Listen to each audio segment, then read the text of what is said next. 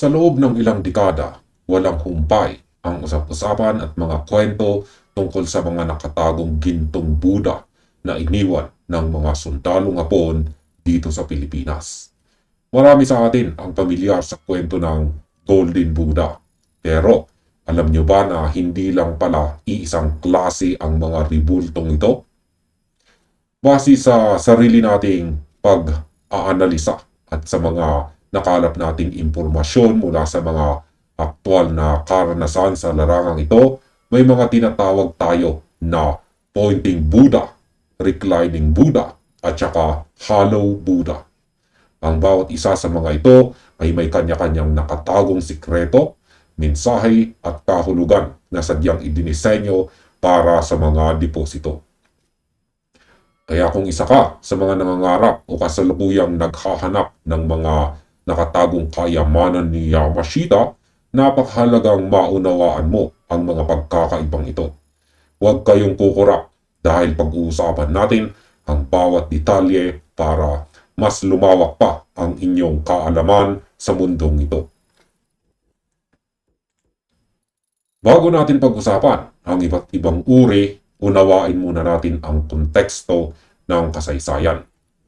Bakit nga ba Buddha ang napiling hugis o anyo ng mga sundalong Hapon para sa kanilang mga deposito? Sa aking sariling pananaw sa mga kaganapan noong panahon ng Hapon, ang ribulto ng Buddha ay hindi lamang isang sagradong simbolo ng relihiyon at swerte para sa kanila. Napakatalino ng naging taktika ng mga sundalong Hapon dahil ang mga ribultong ito ay madaling itago at ihalo sa mga templo, mga pribadong tahanan o kaya naman ay ilagay sa loob ng mga underground bunkers nang hindi agad napapansin o napaghihinalaan ng mga ordinaryong tao. Para sa isang ordinaryong nakakakita, aakalain mo lamang na ito ay simpleng bagay na may kinalaman sa pananampalataya. Pero sa likod ng anyong iyan, doon nakakubli ang napakalaking halaga. Ang tanong ng marami, paano mo nga ba malalaman kung alin sa mga ito ang may lamang tunay na kayamanan ni Yamashita at alin ang mga ginamit lamang bilang gabay o panlito? Dito natin sisimulan ang masusing pag-aanalisa sa tatlong pangunahing uri na madalas nating naririnig sa mga kwentong treasure hunting dito sa Pilipinas. Simulan natin sa tinatawag na pointing Buddha o ang tagapagturo.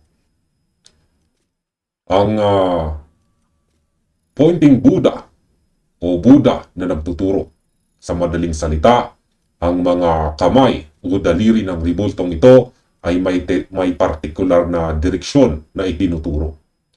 Kung titingnan mo ito ng mababaw, aakalain mo na ito ay normal na position lamang ng kamay ng isang Buddha habang nagpapakita ng mudra o banal na kumpas.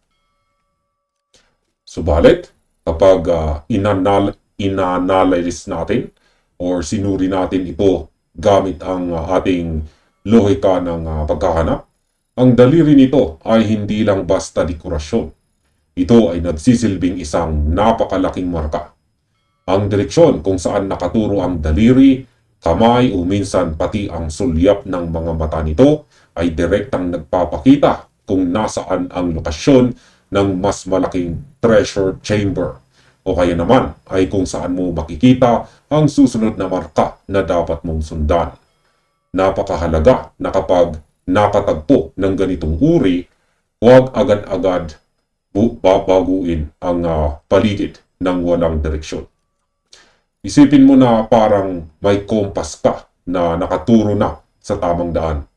Kailangan mo lang sundin ang linya ng kanyang itinuturo para marating ang mismong deposito.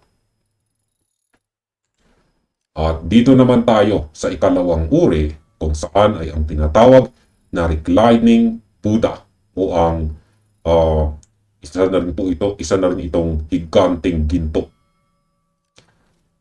Ang reclining Buddha o Buddha na nasa sleeping position o nakahiga ay karaniwan sa mga nakikita natin sa mga kwento at dokumentasyon. Ang ganitong anyo ay sumisimbolo sa pananaw o pagpasok sa nirvana. Ngunit sa mundo ng mga treasure hunter, iba ang ibig sabihin nito. Ang reclining Buddha ay madalas na pinaniniwalaang gawa sa solid na ginto o kaya naman ay naglalaman ng napakabigat na timbang ng deposito sa mismong istruktura nito.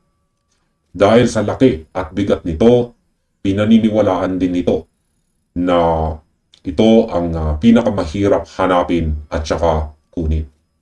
Bakit? Dahil ayon sa mga pagsusuri sa mga lumang kwento ng mga nakatuklas, ang mga ganitong uri ng Buddha ay sadyang ibinaon ng malalim sa loob ng mga masisikip at mapanganib na tunnel sa ilalim ng mga bundok. Hindi ito basta-basta inilalagay sa mababaw na lupa dahil ang mismong posisyon nito na nakahiga ay nangangailangan ng balawak na espasyo o space sa loob ng isang underground chamber. Kung ang target mo ay ang uri na ito, nangangailangan ito ng matinding pasensya at iba yung pag-iingat dahil ang mga tunnel na ito ay madalas na may mga natural na panganib o mga structural collapse. At ang pangatlong uri ay ang tinatawag naman na Hollow Buddha, kung saan ay sa kadalasan ay may sikreto ito sa loob. Sa panlabas na anyo, mukha lamang itong ordinaryong ribulto na gawa sa tanso, semento o kaya naman ay mababang uri ng metal. Kaya nitong iligaw ang sinuman dahil hindi ito mukhang ginto sa unang tingin. Ngunit kapag sinuri mong mabuti ang mga detalye, makikita mo na may mga tinatawag na seams o mga dugtong at saka dugtong at dugtungan sa bahagi ng leeg, balikat o sa likod nito. Ang mga dugtong na ito ay patunay na ang ribulto ay kayang buksan o tanggalin ang ulo.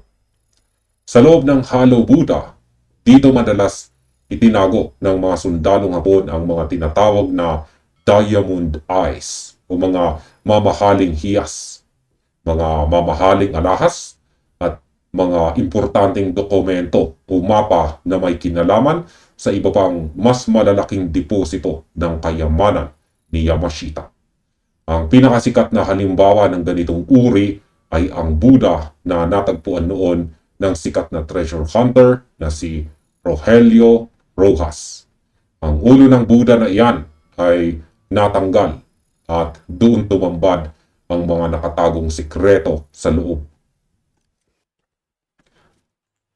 Ngayong alam na natin ang tatlong pangunahing uri, paano naman natin ito kikilalanin kung sakaling may makaharap tayong marka o indikasyon?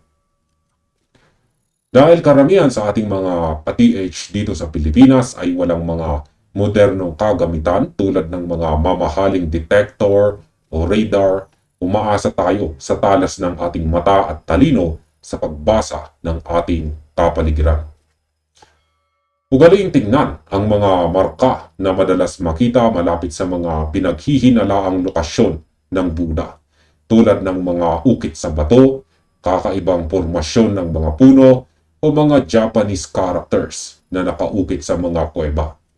Ang mga markang ito ang magsisilbing kumpirmasyon kung tama ba ang iyong tinutumbok. Subalit, may malaking babala ako sa inyo mga ka-TH. Tandaan natin na ang mga sundalong Hapon ay sadyang nag-iwan din ng fake o peking Buddha. Ang mga peking ribultong ito ay sadyang ginawa at iniwan sa mga madaling makitang lugar para iligaw ang mga treasure hunters at ubusin ang inyong oras, pagod at pera. Ang iba naman ay nilagyan ng mga mapanganib na patibong sa paligid. Kaya bago maghukay o bago maniwala sa isang nakitang ribulto, siguraduhin tugma ang mga nakapaligid na marka sa mismong anyo ng Buddha na inyong natagpuan. At sa pangkalahatan, ang mga kwento ng Golden Buddha ay hindi lamang basta simbolo ng karangyaan o swerte. Ito ay bahagi na ng ating napakakulay na kasaysayan, kultura at ng mga nagpapatuloy na misteryo sa ating bansa. Ang pag-unawa sa sining at paraan ng pagtatago ng mga sundalong Hapon ay nagbibigay sa atin ng mas malalim na respeto sa larangan ng paghahanap. Kayo mga ka-TH, naniniwala ba kayo na may Golden Buddha pa rin nakatago sa ilalim ng lupang kinatatayuan natin ngayon? O baka naman may alam kayong kwento o marka sa inyong lugar na kahawig ng mga tinalakay natin ngayon? I-comment ang inyong mga opinyon at karanasan sa ibaba. At dito na nagtatapos ang video na ito. Maraming salamat sa inyong panonood at happy treasure hunting sa inyong lahat.